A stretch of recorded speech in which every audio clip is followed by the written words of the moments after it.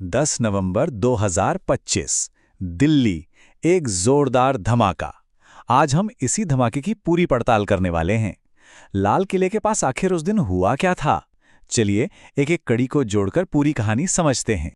तो चलिए सबसे पहले उस शाम को मिनट दर मिनट समझते हैं। घड़ी में बज रहे थे शाम के 6:45 जब सुनहरी मस्जिद की पार्किंग से एक हुंडई i20 कार बाहर निकलती है। ठीक 7 मिनट बाद 6:52 पर यह car Lal Qila metro station के पास एक रेड लाइट पर आकर रुकती है और फिर कुछ ही सेकंड के अंदर एक जबरदस्त धमाका होता है। इसके तुरंत बाद मिनटों के अंदर फायर सर्विस और पुलिस मौके पर पहुंचती है और एक बहुत बड़ी जांच का सिलसिला शुरू हो जाता है। ये धमाका कितना पावरफुल था, इसका अंदाजा तबाही के मंजर से लगाया जा सकता है। सोचिए, 6 कारें और 3 ऑटो रिक्शा धूं धूं कर जलने लगे। आसपास की स्ट्रीट लाइट्स एक झटके में बंद हो गईं।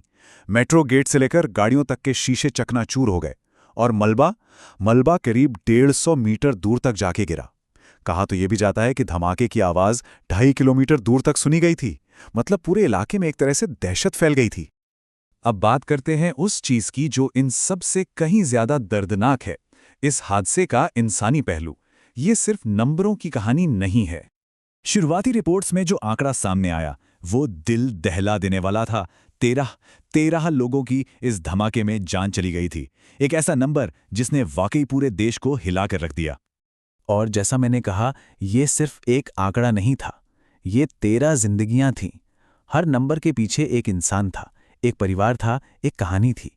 जैसे लोकेश अग्रवाल जो दिल्ली में अपने किसी रिश्तेदार से मिलने अस्पताल आए थे, या अशोक गुज्जर एक डीटीसी बस कंडक्टर जो दिन भर की ड्यूटी के बाद बस अपने घर जा रहे थे। पंकज सैनी थे, एक कैब ड्राइवर। दिनेश मिश्रा जो चांदनी चौक की एक साड़ी की दुकान में काम करते थे।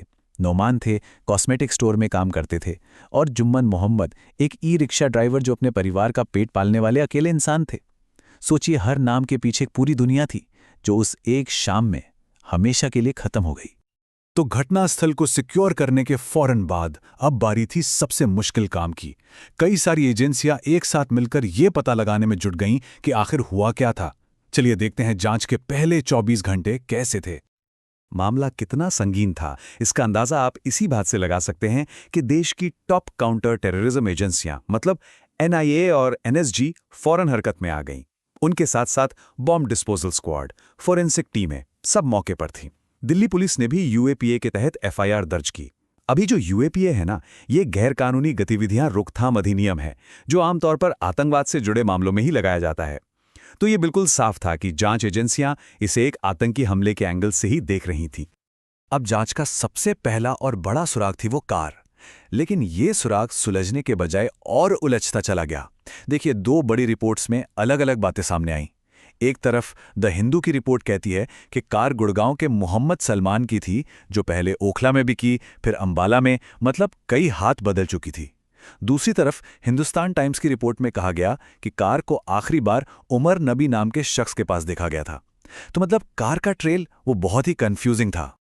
तो सबसे बड़ा सवाल यही था कि आखिर ये कार, और इससे भी जरूरी, इसमें भरा विस्फोटक आया कहां से। और यहीं से कहानी में एक नया मोड़ आता है, क्योंकि इस सवाल का जवाब दिल्ली में नहीं बल्कि दिल्ली से सैकड़ों किलोमीटर दूर चल रही एक दूसरी ही जांच में छिपा था। और वो जगह थी फरीदाबाद। दिल्ली के धमाके के तार सीधे फरीदाबाद से जुड़ रहे थे, जहां एक समानांतर कहानी, एक पैरेलल प्लॉट पहले से ही चल रहा था। ये पूरी साजिश कैसे सामने आई, ये भी बड़ा दिलचस्प है। इसकी शुरुआत होती है श्रीनगर में लगे कुछ आतंक समर्थक पोस्टरों से। एक मामूली से लगने वाले केस की जांच करते करते पुलिस सहारनपुर में डॉक्टर अदील मजीद राथर तक पहुंच गई। फिर अदील से जो जानकारी मिली, उसके आधार पर फरीदाबाद से डॉक्टर मुजम्मिल अहमद गनई को हिरासत में लिया गया। और फिर मुजम्मिल ने जो बताया, उसके बाद फरीदाबाद के एक किराए के घर पर रेड मारी गई। और इस रेड में जो मिला वो सच में होश उड़ा देने वाला था। 3000 किलोग्राम से भी ज्यादा विस्फोटक शक था कि ये अमोनियम नाइट्रेट है। जरा सोच कर देखिए, इतनी बड़ी खेप देश की राजधानी दिल्ली के इतने करीब फरीदाबाद में रखी हुई थी। और बात सिर्फ विस्फोटक तक ही सीमित नहीं थी। वहां से एक पूरा का पूरा आतंकी जखीरा मिला। एक क्रिंकोव राइफल, 3 मैगजीन और एक पिस्तौल, एक walkie talkie, 20 timer, battery, remotes, 5 kilo भारी मेटल और बम बनाने के लिए इस्तेमाल होने वाले तार। मतलब ये सब कुछ एक बहुत बड़ी और खतरनाक साजिश की तरफ साफ साफ इशारा कर रहा था। तो अब सवाल ये था कि फरीदाबाद में मिले इस जखीरे और लाल किले पर हुए धमाके के बीच क्या कनेक्शन है। चलिए देखते हैं कि जांच एजेंसीज ने इन दोनों डॉट्स को कैसे कनेक्ट किया।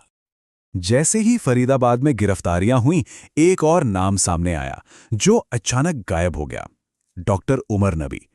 और इसके गायब होते ही वो इस पूरे केस का प्राइम सस्पेक्ट बन गया।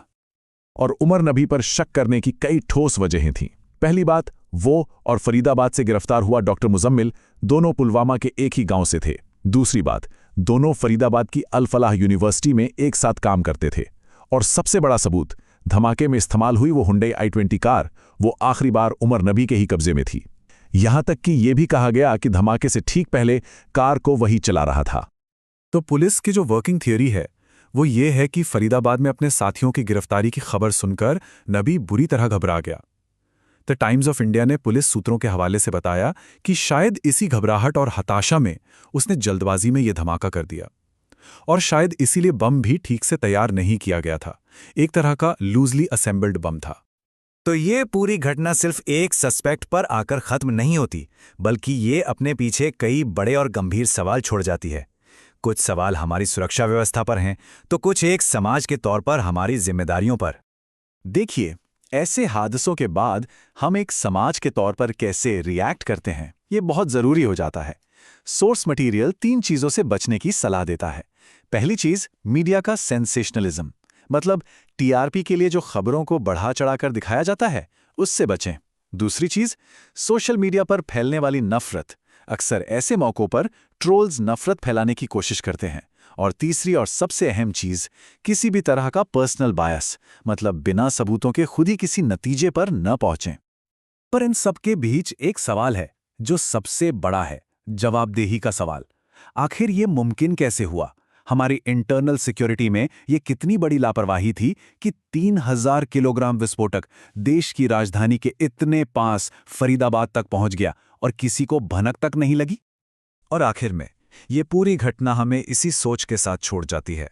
जब भी कोई आतंकी हमला होता है तो डर और अधूरी जानकारी का माहौल बन जाता है। ऐसे में एक ज़रूरी सवाल पूछने और एक खतरनाक कॉन्स्पिरेसी थ्योरी फैलाने के बीच की जो बारीक सी लाइन है, वो कहाँ है? शायद आज के दौर में उस लाइन को समझना और उसे पार न करना ही हमारी सबसे बड़ी चुनौती है।